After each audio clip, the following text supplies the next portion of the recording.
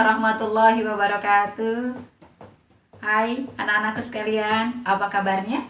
Alhamdulillah, senantiasa dalam keadaan sehat walafiat ya. Dan tentunya dalam lindungan Allah Subhanahu wa Ta'ala. Anak-anakku sekalian, dalam kehidupan sehari-hari jangan lupa senantiasa kita istiqomah dalam menjalankan ibadah pada Allah. Dan tentunya semangat mengharapkan ridhonya dan mencari syafaat dari baginda Rasulullah Shallallahu Alaihi Wasallam. Anakku sekalian, video pembelajaran pada mata pelajaran Al-Quran Hadis ini tentunya bisa dinikmati oleh siapapun kalian, karena kita sambil belajar Al-Quran sambil juga kita mencintai Al-Quran dan memahami Al-Quran, sehingga kita akan tetap bersama Al-Quran di dalam kehidupan sehari-hari kita. Amin ya robbal alamin. Anakku sekalian, video pembelajaran ibu kali ini jangan sampai lupa ya untuk terus simak dengan seksama apa yang ibu sampaikan pada materi-materi pembelajaran di video pembelajaran ini ya.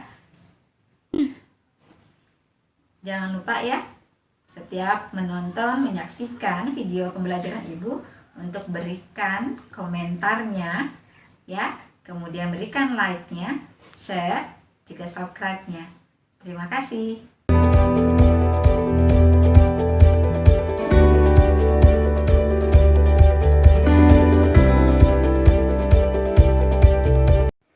Keutamaan mempelajari Al-Quran.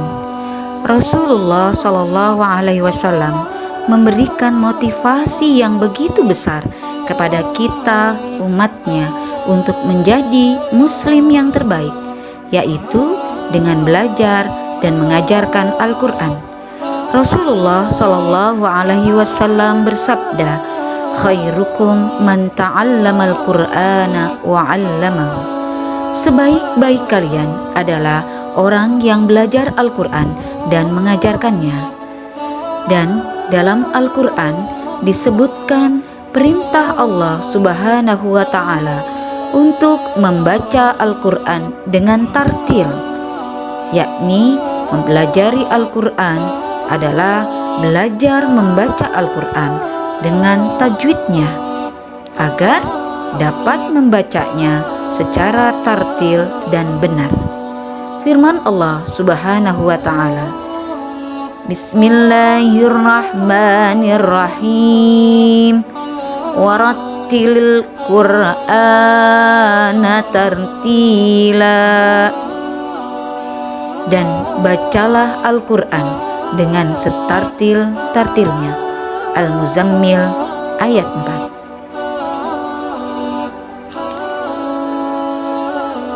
Mempelajari ilmu tajwid di dalam Al-Quran tentunya adalah merupakan fardu kifayah, tapi menerapkannya dalam bacaan Al-Quran agar dapat membaca dengan tartil adalah menjadi fardu ain. Maka motivasi kita mempelajari ilmu tajwid tentunya adalah ingin membenahi bacaan sesuai tuntunan. Baik anak-anakku sekalian, pada pertemuan hari ini kita akan mempelajari hukum bacaan mad lazim part kedua, yakni tentang mad lazim musaqqal harfi dan mad lazim mukhaffaf harfi. Baik, pada presentasi berikut ini bersama Ibu Sri Mulyaningsih kita akan membahas tentang ilmu tajwid, mad lazim musaqqal harfi dan mad lazim mukhaffaf harfi.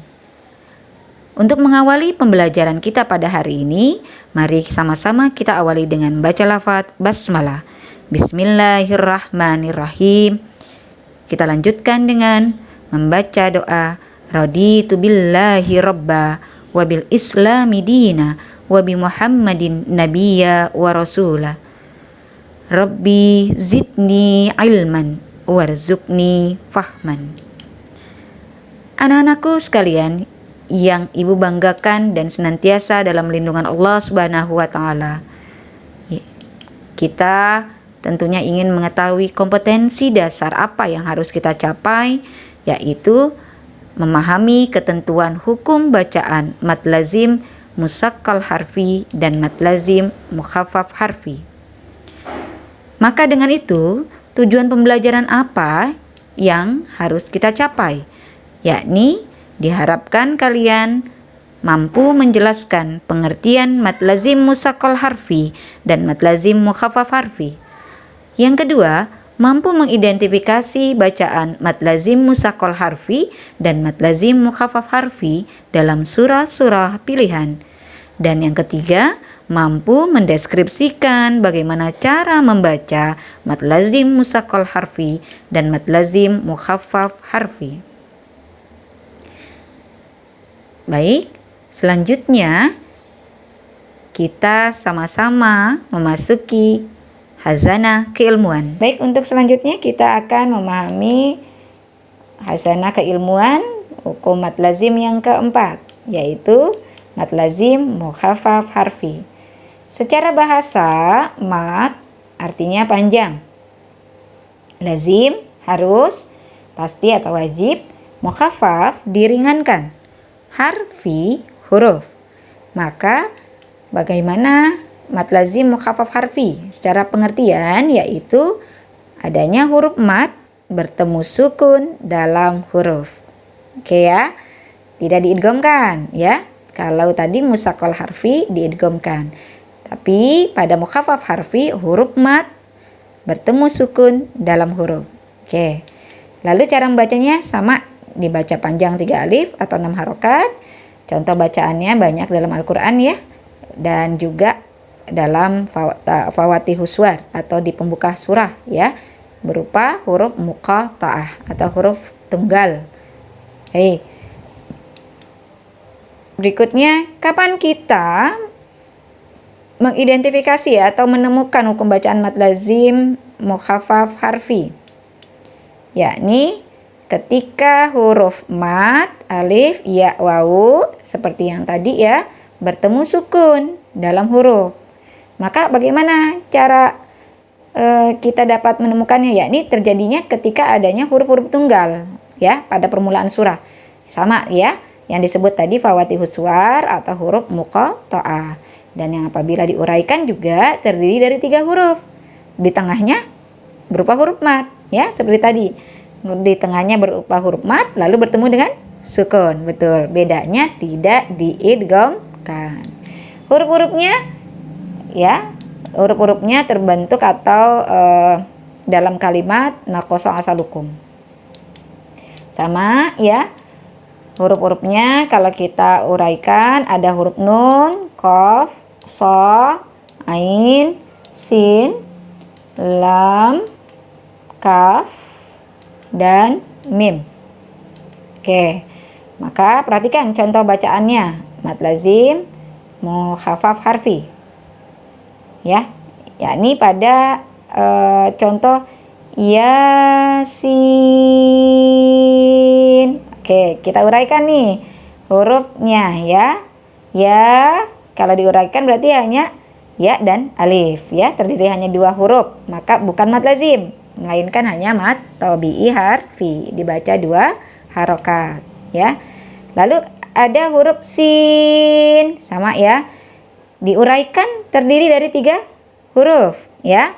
Apa saja? Ada sin, ada ya, dan ada nun. Oke, berarti ini bacaannya ya disebut hukum bacaan mad lazim mukhaffaf harfi. Oke. Kenapa mad lazim mukhaffaf harfi? Ya karena hanya bertemu dengan mad lalu bertemu dengan sukun. Ada huruf mad bertemu dengan sukun. Sudah, cukup. Tidak diidghamkan atau tidak bertemu dengan huruf yang diidghamkan. Baik, coba kita baca ya contoh dari mad lazim mukhaffaf harfi.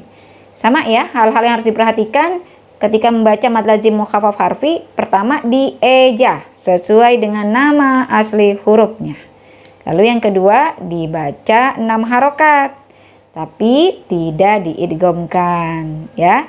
Yang ketiga, berlaku adanya hukum tajwid ya. Ketika diuraikan seperti tadi ya, pasti akan bertemu adanya hukum tajwid. Maka dibaca sesuai hukumnya. Oke. Coba kita perhatikan pada contoh, jangan dibaca alaro ya, bukan alaro, melainkan alif tadi dieja sesuai dengan nama aslinya. Bagaimana? Alif, lam, ro. Oke, alif, lam, dan ro. Oke, kita coba ya, kita uraikan cara membacanya. Alif satu harokat ya. Lam, karena lam di sana terdiri dari 3 huruf. Ada huruf lam, ada huruf alif, dan ada huruf mim. Lalu perhatikan, huruf matnya ada ya pada huruf alif di tengah ya. Lam berarti.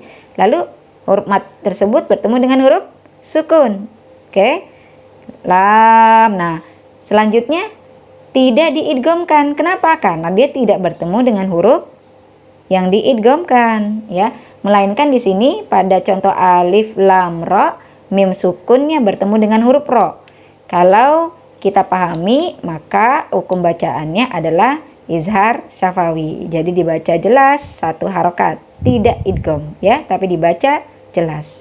Yuk kita coba praktekkan ya cara bacanya. Bismillahirrahmanirrahim. Alif lam ro. Sekali lagi. Alif lam ro. Oke, paham? Baik, coba ya kita perhatikan lagi. Ya, tadi ro berarti cara bacanya 2 harokat ya, karena mad tabi'i harfi. Sekarang kita perhatikan pada contoh kedua.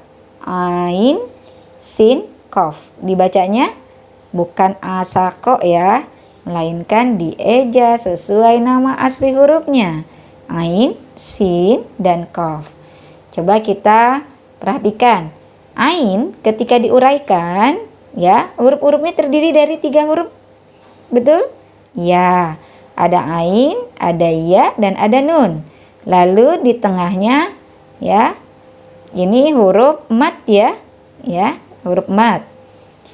Kemudian sin juga diuraikan 3 ya, sin, ya, dan nun. Ya, sin, maka di sana juga kita dapati ada huruf mat ya, huruf ya-nya. Lalu bertemu dengan sukun. Ya, antara nun sukun dengan sin bukan huruf idgham ya, maka bacaannya tidak diidghamkan. Sama ketika kita uraikan yang sin, di sana kita bertemu dengan adanya huruf qaf. Maka qaf diuraikan juga ada qaf, ada alif, dan ada fa ya. Maka huruf tengahnya qaf juga terdapat ada huruf mat, lalu bertemu dengan huruf sukun qaf, yaitu ya fa sukun. Nah, di sini juga ketika diuraikan kita dapat pahami tidak ada bertemunya huruf yang diidghamkan. Maka hukum bacaan ini disebut mad lazim mukhaffaf harfi ya, ringan bacaannya, tetapi tidak menghilangkan hukum tajwidnya. Maksudnya apa? Coba kita perhatikan ya. Pada bacaan ain ini boleh dibacanya karena ini sama dengan lazim, maka dibacanya panjang ya, 6 harokat. Kemudian nun mati bertemu dengan sin. Kita perhatikan bacaannya adalah ikhfa, maka dibacanya samar atau cukup dibaca samar ya, tidak idgham.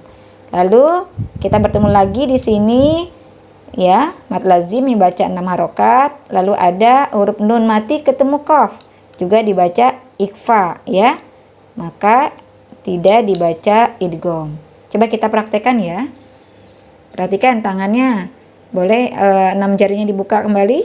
Kemudian kita panjangkan 6 harokat ya, karena mad lazim mukhaffaf harfi. Bismillahirrahmanirrahim. Ain, sin, qaf. Oke, sekali lagi dibacanya dieja sesuai nama asli hurufnya ya. Ain, sin, qaf. Fahim tuh? Alhamdulillah. Oke, berarti semakin kita mengerti, semakin kita harus atau wajib membenahi bacaan sesuai dengan tuntunan ya. Oke, anak-anakku sekalian, pada kesempatan pembelajaran tentang mad lazim, mukhaffaf harfi dan musaqqal harfi ini, Bu Sri juga akan membagi wawasan terkait dengan huruf-huruf fawatihus suwar ya. Jadi kesimpulannya dari apa yang sudah tadi Bu Sri jelaskan, bahwa huruf-huruf fawatihus suwar atau huruf-huruf muqatta'ah itu dibagi menjadi 3, yaitu pertama huruf yang dibaca pendek 1 harakat. Huruf apa itu? Alif. Betul ya, alif. Alif. Jadi hanya 1 harakat. Lalu yang kedua, yakni huruf yang dibacanya panjang 2 harokat yang terkumpul dalam kalimat toharohaya. Apa? Toharohaya atau hayun tohuro ya. Huruf-hurufnya berarti terdiri dari to, ha, ro, ha, dan ya. Maka hukum bacaan ini hanya kita sebut atau kita namai dengan mad tabi'i harfi, dibaca 2 harokat. Seperti tadi ya pada contoh ya, sin, ya-nya ya. Lalu pada contoh tadi alif, lam, ro ya. Oke, lalu ada lagi tadi to, sin, mim ya. Maka kita baca juga sama 2 harokat to-nya karena termasuk 2 harokat atau mad tabi'i harfi. To, sin, mim. Oke, paham ya? Itu fawatihus suwar atau huruf muqatta'ah yang dibaca 2 harokat. Lalu yang ketiga adalah huruf fawatihus suwar yang dibaca 6 harokat yang terkumpul pada kalimat tadi naqasa asalukum, yakni nun, hurufnya qaf, sha, ain, sin, lam, kaf, dan mim. Oke, bagaimana anak-anakku? Tambah paham ya apa itu huruf-huruf fawatihus suwar dan hukum bacaan mad lazim, musaqqal harfi, dan mukhaffaf harfi? Alhamdulillah. Baik anak-anakku sekalian, berikutnya Bu Sri akan kita sama-sama mencoba menyimpulkan dari apa yang sudah kita pelajari pada video pembelajaran kali ini, yakni tadi bahwa musaqqal harfi dan mukhaffaf harfi ketika kita baca mesti harus dieja sesuai dengan nama asli hurufnya. Oke, masih ingat ya? Yang kedua, mad lazim karena tadi wajib dibaca 6 harokat, tidak boleh kurang. Maka dibacanya ketika mad lazim musaqqal harfi dibaca 6 harokat dan diidghamkan ya. Karena dia hurufnya ya ketika bertemu dengan idgham maka harus diidghamkan. Oke, huruf-huruf idgham ya. Kemudian untuk mukhaffaf harfi sama dibaca 6 harokat tetapi tidak diidghamkan karena hanya bertemu dengan sukun. Titik ya. Bertemu dengan sukun. Kemudian huruf berikutnya biasanya tidak bertemu dengan huruf-huruf idgham ya. Melainkan hanya huruf-huruf hukum bacaan yang lainnya. Lalu yang ketiga, berlaku hukum tajwidnya seperti tadi ya. Ketika ain, sin, qaf, nun mati di sana bertemu dengan qaf, maka dibacanya ikhfa. Ain di sana nun ketemu lagi dengan sin, maka juga dibacanya ikhfa, gitu ya. Jadi berlaku hukum tajwidnya, artinya tidak hilang. Gimana anakku sekalian? Sudah disimak video pembelajaran Ibu? Alhamdulillah. Semoga dapat dipahami ya. Dan jika kalian belum memahami materi pada video pembelajaran Ibu, silahkan kalian putar dan putar terus video pembelajaran ini. Insya Allah akan mudah untuk memahaminya dan tetap semangat dalam menuntut ilmu dan mencari ridho Allah Subhanahu wa Ta'ala. Dan untuk itu Bu Sri akhiri dengan baca lafaz hamdalah. Alhamdulillahirabbil alamin. Kurang lebihnya Bu Sri mohon maaf. Billahi taufiq wal hidayah. Wassalamualaikum warahmatullahi wabarakatuh.